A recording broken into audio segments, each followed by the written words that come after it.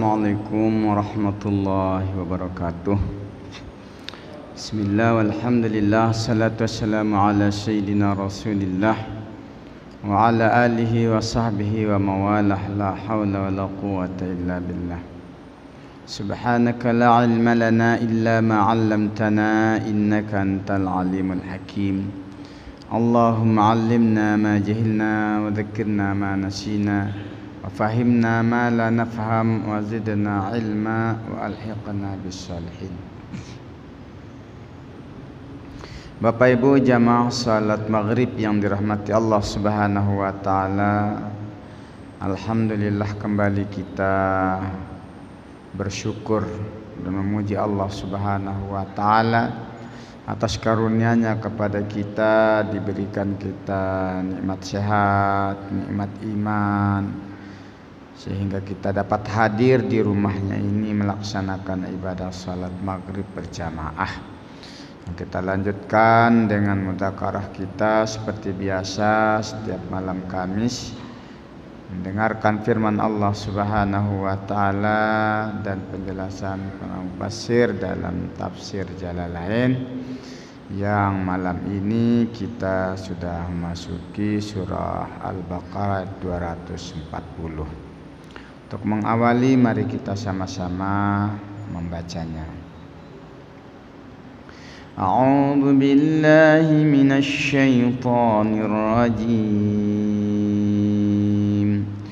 Bismillahirrahmanirrahim. وَالَّذِينَ يُتَوَفَّوْنَ مِنكُمْ وَيَذَرُونَ أَزْوَاجًا وَصِيَّةً لِأَزْوَاجِهِمْ مَتَاعًا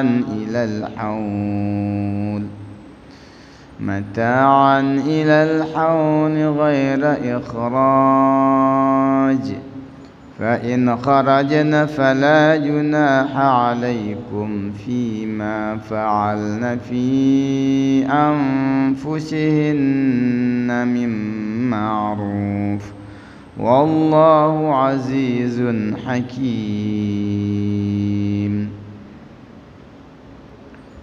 وَلِلْمُطَلَّقَاتِ مَتَاعٌ بِالْمَعْرُوفِ حقا على المتقين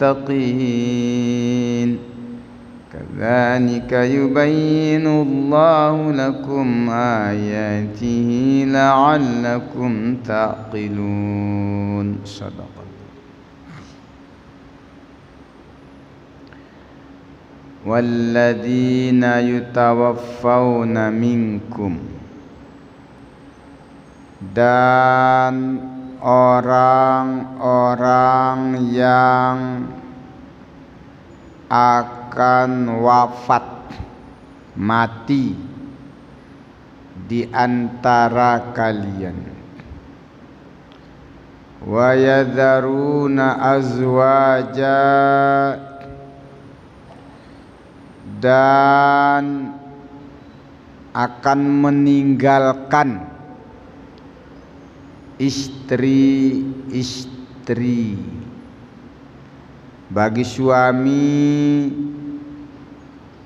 yang sudah ada tanda-tanda dekatnya kematian, udah mau mati dan akan meninggalkan istri,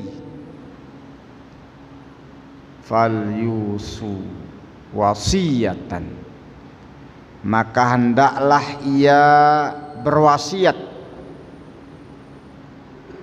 dengan sebuah wasiat li azwajihim, untuk istri-istri mereka, wa yu'tuhunna mata'an, dan memberikan istri-istrinya itu mata'an, pemberian bekal hidup, ma yatamatta'na, minan nafkah, memberikan dia nafkah untuk dinikmati, ilal hauli ay ila tamamil haul, sampai genap haul 1 tahun, mim mautihim, dari sejak kematian mereka. Dalam ayat ini menyuruh kepada suami yang hendak meninggal dunia, ada tanda-tanda kematian. Satu, berwasiat kepada istri-istrinya. Yang kedua, memberinya nafkah bekal hidup kalau dah mati nanti sampai 1 tahun.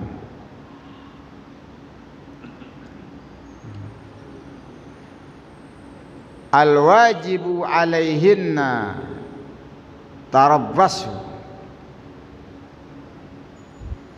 ya, wajib atas mereka para istri itu untuk menahan dirinya, ghaira ikhraj,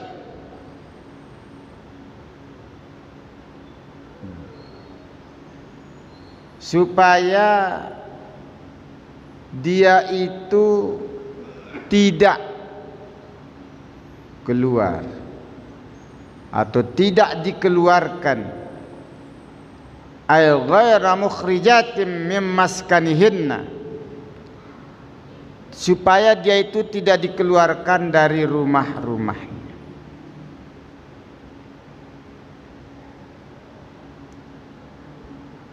Jadi kalau ada suami meninggal, istri yang ditinggalkan itu hendaklah diberi nafkah 1 tahun dan jangan disuruh keluar dari rumah suaminya.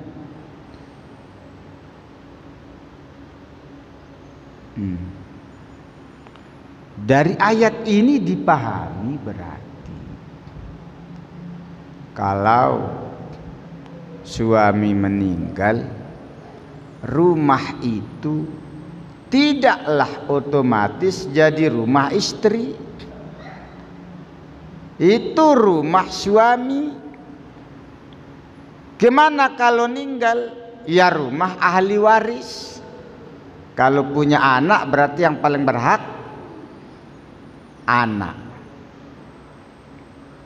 Tetapi istri yang ditinggal itu hendaklah dibiarkan di sana minimallah 1 tahun, jangan disuruh keluar dan dikasih nafkah, ya karena dia tinggal di situ. Fa in kharajna bi anfusihinna, maka jika dia keluar dengan sendiri, tak apalah aku keluar aja lah dari sini, ada rumah yang lain, atau dia ke keluarganya, fala junaha alaikum ya auliya'il mayit, maka tidak ada dosa kalian wahai para wali mayit. Siapa wali mayit? Ya keluarga yang laki-laki. Kenapa? Ya enggak disuruh pergi, cuma memang dia mau pergi. Maka tidak ada dosa bagi kalian fima fa'alna fi anfusihinna mim ma'ruf, pada apa yang dikerjakan oleh istri tadi itu pada diri mereka, yakni keluar tadi mim ma'ruf, secara baik syar'an.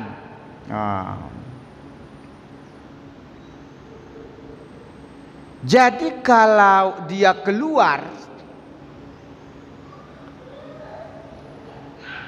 berarti bukan tanggung jawab pihak wali.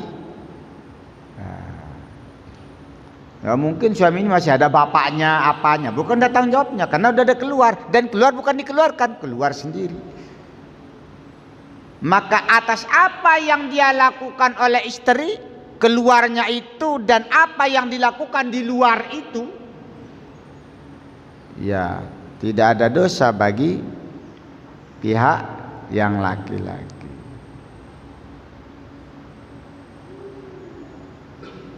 Katazin, seperti bersolek, berhias, keluar berhias, nggak tinggal di rumah. Wa tarkil ahdat, meninggalkan atau memutuskan masa berkabung. Suaminya ninggal. Waqat innafaqah anha, dan memutus nafkah darinya, nggak dikasih lagi sangu.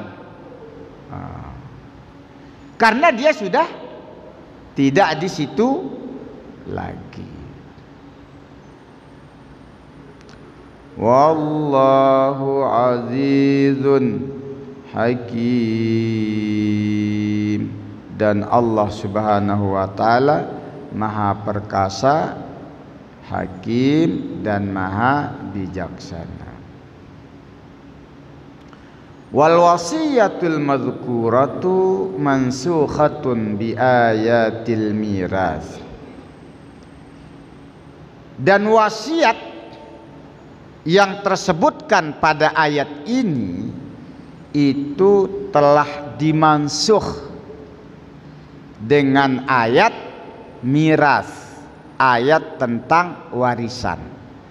Jadi apa yang disampaikan di ayat ini itu tidak berlaku karena sudah mansuh.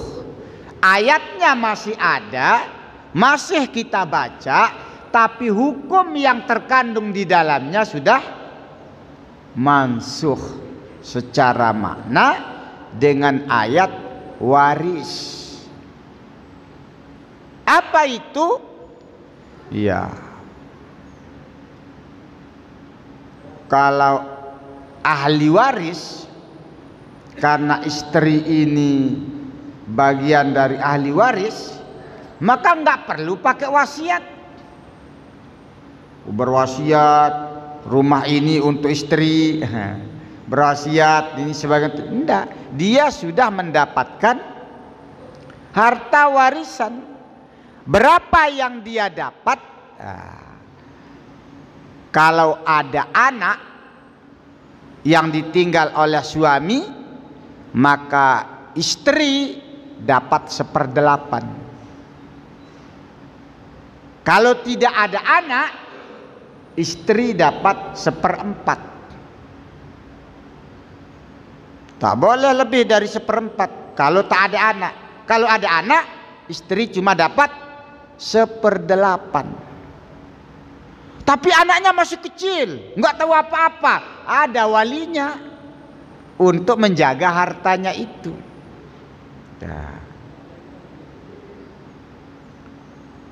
Jangan diborong oleh istri ini harta warisan, maksimal 1/4. Kalau ada anak 1/8 dapat, maka tak pakai wasiat. Jadi gugur wasiat itu dengan ketentuan ahli waris.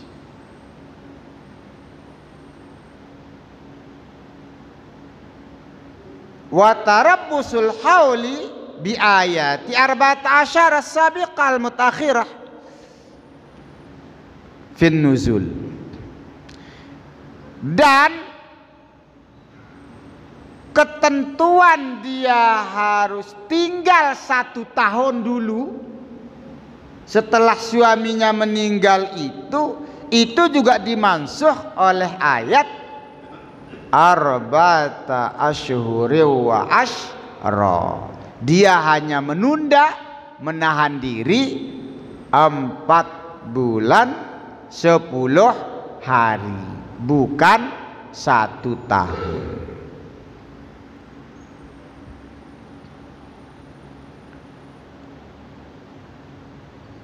Menunda apa itu? Menunda untuk tidak nikah. Akan tetapi untuk bisa tinggal masih di situ, ya kata Imam Syafi'i masih berlaku. Kasih dia kesempatan untuk tinggal di situ kalau dia belum menikah. Kan tidak mesti setelah 4 bulan 10 hari ya istri yang ditinggal oleh suami itu menikah. Mungkin dia belum ada yang menyunting dia, ya masih bisa di situ. Jadi penjelasan tadi itu mansukh. Ini satu contoh ayat ya mansukh hukumnya, tapi ayatnya masih tetap dibaca. Walil mutallaqati mata'un bil ma'ruf. Dan bagi istri-istri yang telah diceraikan mata'un, yaitu sangu. Bahasa kita itu sangu itu apa? Bekal hidup. Dia memperoleh hak untuk diberikan perbekalan hidup bil ma'ruf, dengan cara yang baik, biqadril amkan, ya sesuai dengan yang memungkinkan. Pada ayat sebelumnya itu ya bagi suami yang kaya ya kasihlah dia yang lebih, bagi suami yang kurang mampu ya sesuai dengan kemampuan, tapi dia dikasih.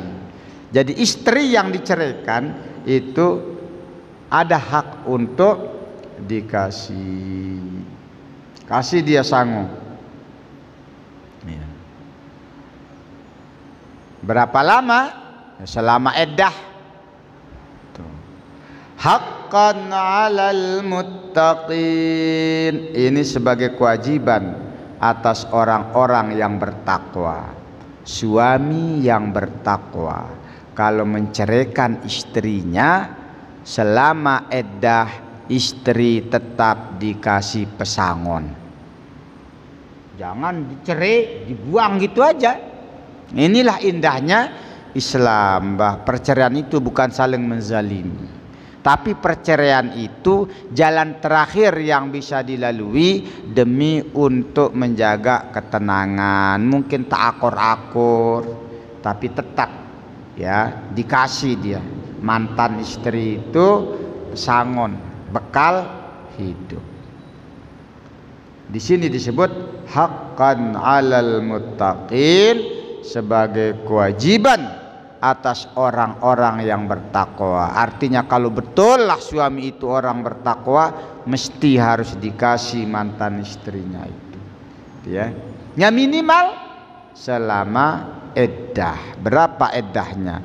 Ya kalau iddahnya itu dia haid 3 kali suci. Kalau udah enggak haid lagi ya 3 bulan. Kalau hamil ya sampai melahirkan. Kenapa? Lah, dia kan perempuan, tanggung jawab ngasih nafkah laki-laki. Tapi kan sudah cerai. Betul sudah cerai, tapi kan belum boleh dia nikah sama orang lain. Masih masa iddah, maka perlu dikasih. Nah, gitu.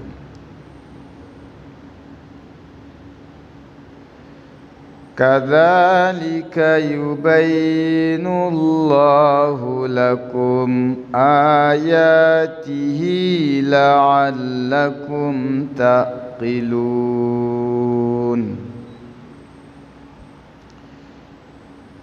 Kadzalika, yang demikian itu,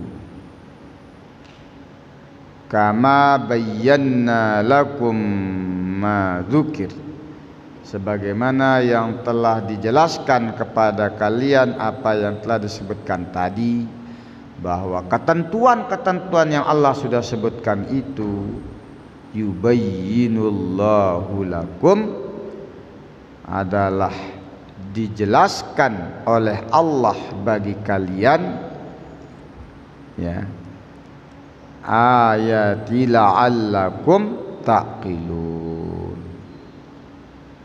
Allah Subhanahu wa taala menjelaskan kepada kalian tanda-tandanya. Tanda-tanda apa? Tanda-tanda Allah. Tanda apanya Allah? Tanda adanya Allah. Tanda maha kuasanya Allah. Tanda maha rahman rahimnya Allah. La'allakum taqilun, agar kalian berakal, menggunakan akalnya. Tatadabbarun, agar kalian berpikir. Kenapa kok agar kalian berpikir? Ya, karena ternyata ada sebagian laki-laki ketika menceraikan istrinya tak peduli lagi, langsung tak dikasih nafkah, langsung tak dikasih pesangon, kan udah cerai. Padahal masih ada hak istri itu dikasih sango sampai masa iddahnya. Nah, ini supaya menjadi perhatian kita, agar kita berpikir, agar kita merenungkan ketentuan-ketentuan Allah Subhanahu wa ta'ala. Jemaah yang dirahmati Allah Subhanahu wa ta'ala, ayat berikutnya ini sudah mulai beralih tema. Kalau ayat-ayat sebelumnya ini banyak tentang perceraian, hubungan suami istri, pernikahan, perceraian, warisan, wasiat. Ayat berikutnya ini sudah ada tema baru. Allah Subhanahu wa taala berfirman, Alam tara ilal ladzina kharaju min diyarihim wa hum ulufun hadaral maut. Alam tara, istifham ta'jib wa tashwiqun ilal istima'i ma ba'dahu.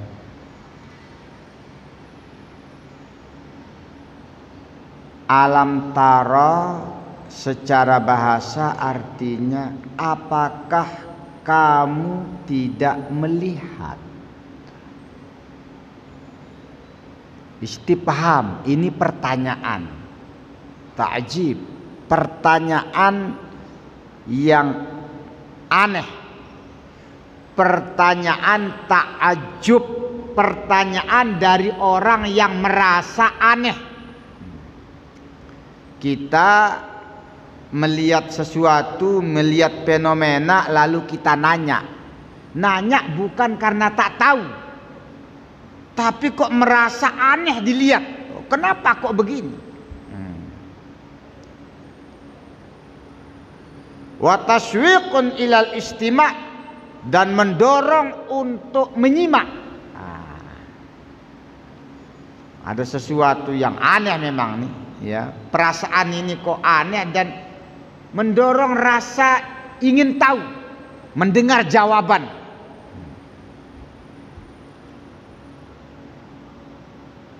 Alam tara, apakah kamu tidak melihat atau tidak memperhatikan ilal ladzina kharaju min diyarihim, kepada orang-orang yang telah keluar dari rumah-rumah mereka, wahum ulufun, dan mereka itu yang keluar dari rumah-rumahnya itu ulufun, beribu-ribu. Alfun, uluf, jamak taksir uluf, beribu-ribu, banyak yang keluar ini. Berapa ribu? Arba'atun, arba'atu alafin, 4.000. Au thamaniyatu alafin, ada yang bilang 8.000. Au asyratu alafin, ada yang bilang 10.000. Ada yang bilang salasuna, 30.000. Ada yang bilang arbauna, 40.000. Ada yang bilang sab'una alfan, 70.000. Jadi yang betul yang mana? Ini kan kisah zaman dahulu kala, entah berapa pasnya, banyak kali pendapat. Yang jelas beribu-ribu. Hadaral maut. Apa kalian tidak lihat, tidak perhatikan? Kok ada beribu-ribu orang kabur dari rumahnya karena takut mati? Pengecut. Beribu-ribu, bukan 1 2, ini beribu-ribu meninggalkan rumah mereka, meninggalkan kampungnya. Kenapa ditinggalkan? Hadaral maut, takut mati. Siapa mereka? Wahum qaumum min bani Israel. Kaum Bani Israel. Kenapa dia kabur dari rumahnya takut mati? Wa qa'ta'una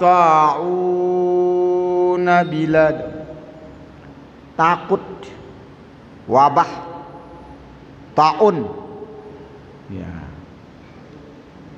Macam kita kemarin itu apa, misal di sini tuh Covid ya. Ya, takut mati, banyak bergelimpangan mati. Dia pun kabur meninggalkan kampung halamannya. Padahal kita disuruh jangan kabur, karena nanti menular ke tempat lain. Tinggal aja di situ. Kalau ninggal, dah takdir, maka kita dikurung kan? Yang sudah kena dikurung. Nah, Bani Israel ini degil dia. Begitu lihat ada wabah penyakit yang merajalela yang membuat banyak kematian, beribu-ribu orang kabur dari rumah kampung halamannya. Kenapa? Takut kena mati. Pengecut.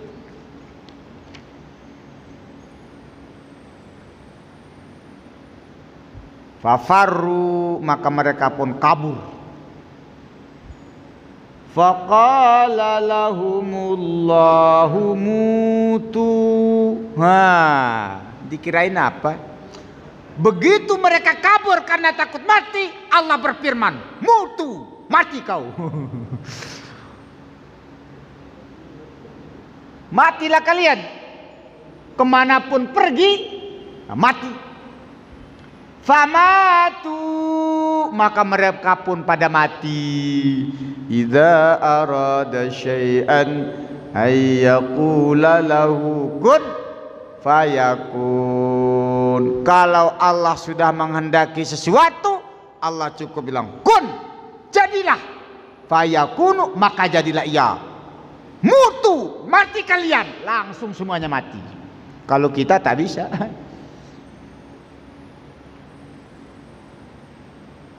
Tuh, kalau Allah berkehendak. Pak, kenapa Allah nggak gitu kan Bani Israel yang sekarang di Palestina itu? Allah kan tinggal bilang, mutu, mati kalian semua, habis dia. Tapi Allah kan nggak bilang, ya maunya Allah. Bukan Allah tidak mampu, ini udah Allah gitu kan. Mati, mati semua, beribu-ribu mati. Ya kalau Allah mau iya. Tapi kenapa sekarang enggak? Ya itu tentu hanya Allah yang tahu mengapa Allah tidak mau seperti itu sekarang. Nah, itu tentu juga ujian bagi kita. Kalau langsung setiap orang yang kafir mati, semua mati, ya tantangan orang beriman tak ada.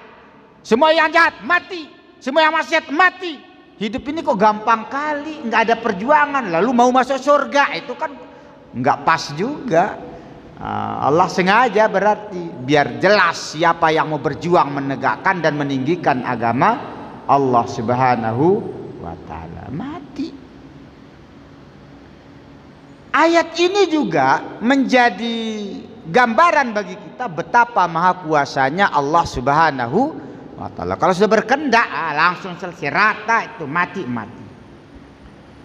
Summa ahyahum, setelah Allah matikan mereka semua, Lalu Allah hidupkan lagi mereka. Oh. Ba'da thamaniyati ayyamin au aktsara. Setelah 8 hari. Jadi matinya cuma 8 hari au aktsara atau lebih. Ya Allah, kenapa dihidupkan lagi? Biar jadi pelajaran. Allah mampu menghidupkan, Allah mampu mematikan. Mati kalian, mati. Hidup, hidup. Kalau Allah mau. Alladzi khalaqal mauta wal hayata. Dialah Allah yang Maha mematikan dan Maha menghidupkan. Tuh, bukan saja nanti di akhirat, di dunia ini dimatikan, dihidupkan lagi. Lalu kenapa mereka dihidupkan lagi? Biar dia tahu Maha Kuasa Allah, biar dia betul-betul beriman dan taat kepada Allah. Bersyukur dia bahwa hidup dan mati mereka, hidup mati kita sesungguhnya adalah semata-mata atas kudrah dan iradah Allah. Maka bertakwalah kepada Allah. Itu hikmahnya. Bidu'ai nabihim. Ini berkat doa nabi mereka. Siapa? Hizqil bi kasril muhmalah. Hizqil. Ada nabi mereka yang tidak termasuk 25 nabi dan rasul. Ada. Siapa nama nabinya? Nabi Hizqil. Itu yang berdoa. Wa huwal khalifatu tsalitsu fi Bani Israil ba'da Musa. Ini khalifah ketiga. Pemimpin mereka periode ketiga ba'da Musa, setelah Nabi Musa alaihissalam. Nabi Musa wafat, ada penggantinya. Nah, pengganti ketiga ini namanya adalah Nabi Hizqil. Itu yang berdoa, akhirnya Allah pun hidupkan kembali mereka.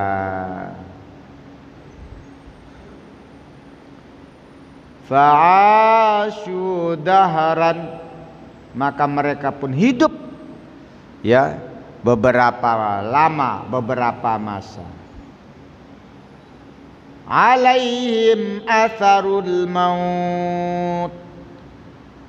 Tapi walaupun mereka hidup, bekas kematiannya ada. Tanda-tanda, oh ini yang meninggal kemarin itu. Ada bekas-bekas kematian. La yalbisuna thawban illa adakal kafan. Oh, tidaklah mereka memakai pakaian kecuali pakaian itu kembali seperti kain kapan. Macam kata sekarang macam pocong. Macam pocong. Jangan-jangan dari kisah ini tak orang-orang itu namanya bikin pocong hidup. Itu kisah lama, yang sekarang itu mah pura-pura aja, tak betul. Wastamarrat fi asbatihim ay auladihim, dan teruslah berlaku ya, terus menerus begitu. Kisah ini dikenal terus ya sampai anak cucu mereka. Inna Allah ladzu fadlin 'alan nas. Sesungguhnya Allah Subhanahu wa taala memberikan kelebihan, keutamaan kepada manusia. Wa minhu ihya'u haula, di antaranya adalah menghidupkan mereka yang tadi itu. Walakinna aktsaran nasi la yashkurun. Akan tetapi kebanyakan manusia, wahum al-kufar, orang-orang kafir, la yashkurun, tak bersyukur. Seharusnya dah bersyukur dia. Dia udah mati, dihidupkan lagi, ada kesempatan memperbaiki diri. Kita tak ada kesempatan. Nanti di akhirat baru ngomong, ya Allah hidupkan saya sebentar aja, supaya saya bisa bersedekah, berimpak sebanyak-banyak. Ku habiskan deposito yang 5 miliar itu. Itu kata caleg yang kalah itu. Berimpak. Nah ini orang-orang Yahudi udah dikasih kesempatan hidup, kedua kalinya hidup di dunia. Supaya apa? Supaya bersyukur. Tapi kata Allah apa? Walakinna aktsaran nas la yashkurun. Tapi kebanyakan manusia tak bersyukur, lupa lagi dia.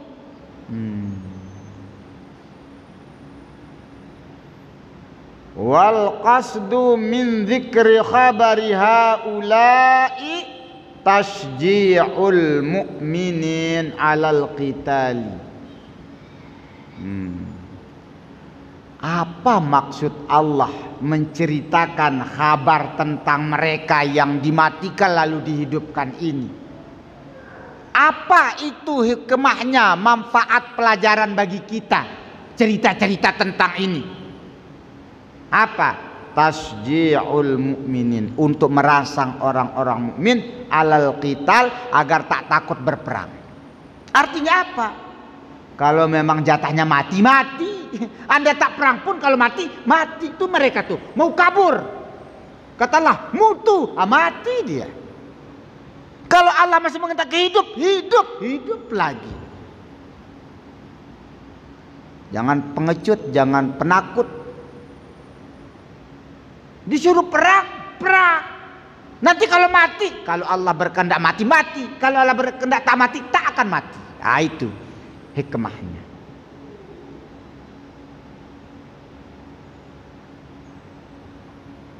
Dan selanjutnya Allah katakan, wa qatilu fi sabilillah. Nah, luar biasa ayat ini. Allah ceritakan dulu itu, baru Allah suruh wa qatilu fi sabilillah, dan berperanglah kamu di jalan Allah, aili i'la'i dinihi, untuk meninggikan agama Allah. Jadi berperang semata-mata meninggikan agama Allah. Jangan takut. Wa'lamu, dan ketahuilah oleh kalian, annallaha sami'un alim, sesungguhnya Allah Subhanahu wa taala sami'un li aqwalikum, maha mendengar apa saja yang kalian ucapkan, alimun bi ahwalikum, dan maha mengetahui apa saja hal keadaan kalian. Seluruh sikap, tindak tanduk, perilaku kita diketahui oleh Allah. Seluruh ucapan ungkapan kita didengar oleh Allah Subhanahu wa taala. Famujazikum, maka Allah pun memberi balasan kepada kalian. In khairan fa khairun, wa in syarran fa syarr. Lalu setelah ini Allah nanya, man dalladzi yuqridullaha qardan hasana. Masya Allah. Man, siapa? Siapa di antara kita? Man dalladzi yuqridullah, siapakah orang yang mau meminjamkan kepada Allah? Ini bahasa kiasan, bukan bahasa denotasi, bahasa hakikat. Bahasa hakikat adalah kita dan seluruh yang kita miliki itu kepunyaan Allah. Masa Allah yang minjam sama kita? Allah cuma nitip sama kita, itu milik Allah. Ini barang milik Allah. Lalu agar kita tertarik, Allah bilang, siapa yang mau ngasih minjam kepadaku, kata Allah. Meminjamkan kepada, seolah-olah milik kita, padahal milik Allah. Kurang apa lagi coba? Barang tuh milik Allah, lalu Allah bilang, ku pinjam. Itu pun kita nggak mau ngasih, kan keterlaluan, tak tahu diri. Nah ini agak tinggi nih bahasanya. Man dzalladzi yuqridullah, siapakah yang mau memberikan pinjaman kepada Allah biinfaqi malihi fi sabilillah, dengan menginfakkan hartanya di jalan Allah. Artinya apa? Siapa yang menginfakkan, memberikan, mengeluarkan hartanya di jalan Allah, berarti dia telah memberikan pinjaman kepada Allah. Ini bahasa adab. Bahasa hakikat ya milik Allah. Allah nggak minjam. Qardan hasanan, pinjaman yang baik. Ya, minjamnya itu yang baik, tapi emang ada orang minjam, memberikan pinjaman tak baik? Banyak. Satu, ya, ada orang ngasih kita minjam, ceritanya menolong, padahal mencekik leher. Bang Rontok. Dua, ada orang ngasih kita pinjaman, tapi setiap pertemuan diungkit-ungkit. Bikin susah kita dengarnya. Ngasih pinjaman kepada Allah, pinjaman yang baik, bi ayyum fiqahu lillahi azza wa jalla anti biqalbi, yaitu dia menginfakkan hartanya lillah, semata-mata karena Allah, bukan karena ada maksud lain. Maka siapapun yang memberi bantuan hari ini, perhatikan ayat ini dulu. Lillah, urusan menang kalah nanti urusan Allah lah. Kasih aja itu masyarakat semata-mata karena Allah. Karena banyak sekali sekarang ini video-video ya, yang mau mengambil karpetnya baliklah, yang mau menyumbat jembatannya lagi gara-gara tak dipilih. Udah, ikhlaskan aja, niatkan ini membantu agama Allah. Kasih masjid, kasih pondok pesantren, kasih TPQ, kasih kaum muslimin. Kalau Anda mengasihi karena Allah, insya Allah Allah akan membantu. Kalau tak jadi, Allah yang akan ganti dengan balasan yang lebih baik. Fayudha'ifahu, maka Allah akan melipat gandakannya. Tapi jangan kita jadikan ini sebagai dalil. Kita kasih Allah pinjaman, lalu Allah balas berlipat ganda. Maka ku kasih Anda sekarang pinjaman, balikkan berlipat ganda. Wah, salah itu. Ini kemurahan Allah, bayangkan. Semua yang ada di sekitar kita, bahkan diri kita, ini milik Allah yang dititip melalui kita. Lalu kalau kita menjalankannya, menginfakkannya di jalan yang diridai oleh Allah, itu dianggap pinjaman Allah, dan Allah pastikan akan menggantinya dengan berlipat ganda. Ini janji Allah, berlipat ganda. Tapi di sini enggak disebut ya, apakah pengembaliannya itu dengan bentuk yang sama. Yang kita kasih duit, yang balik duit, belum tentu. Bisa saja yang kita infakkan harta, yang balik bukan harta, tapi anak yang saleh. Yang balik apa? Kesehatan. Yang balik apa? Kegairahan beribadah. Fayudha'ifahu lahu ad'afan katsira. Allah akan lipat gandakan dengan lipat ganda yang sangat banyak. Min ashrin ila aktsari min sab'i mi'atin, minimal lipat gandanya 10 hingga 700 kali lipat.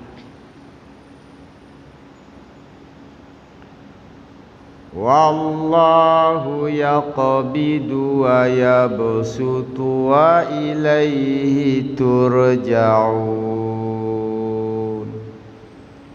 Wallahu, dan Allah subhanahu wa ta'ala, yaqbidu, yamsiqur rizqa amma yasha' ibtila'an wa yabsutu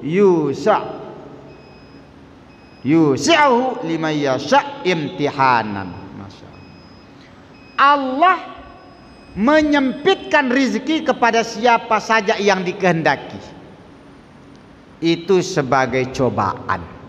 Jadi kalau rizki kita surut, kurang, Allah yang nyurutkan sebagai ujian, cobaan bagi kita. Sabar enggak? Wa yabsutu, dan Allah juga meluaskan rizki liman yasha, bagi yang dikehendaki. Imtihanan, sebagai ujian. Sebetulnya miskin dan kaya sama. Miskin kita sebut sebagai cobaan, kaya sebagai ujian. Kadang-kadang kita bisa cepat lulus dari miskin daripada dikasih kaya. Miskin bisa sabar, kaya nggak pandai bersyukur. Wa ilaihi turja'un, dan kepada Allah lah kita semua akan dikembalikan. Fil akhirah, di akhirah, bil bu'si, dengan dibangkitkannya. Fayujazikum bi amalikum, maka Allah akan membalas kalian sesuai dengan amal kalian. Artinya Bapak yang dirahmati Allah, sebelum kita tutup, sebenarnya apa yang diberikan oleh Allah itulah nampaknya yang terbaik buat kita saat ini. Allah jadikan kita miskin, mungkin ujian miskin kita lebih selamat. Allah jadikan kita kaya, semoga Allah juga jadikan kita hamba yang bersyukur. Jadi kita syukuri apa yang ada saat ini, insya Allah itu terbaik buat kita. Syukuri yang sedikit, maka Allah akan berikan yang banyak. Kalau yang sedikit aja nggak bisa disyukuri, bagaimana kalau dikasih yang banyak? Makanya mungkin kita cocoknya masih seperti yang saat ini. Allah yang lebih tahu mana yang terbaik buat kita. Jangan sesali nasib kita, jangan kita suudzon kepada Allah, jangan kita putus asa lalu malas beribadah gara-gara rezeki kita mungkin berkurang. Itulah yang terbaik buat kita, cobaan dari Allah. Kalaupun kita kaya, hati-hati, itu juga ujian. Jangan-jangan justru yang kekayaan itu membuat kita jatuh.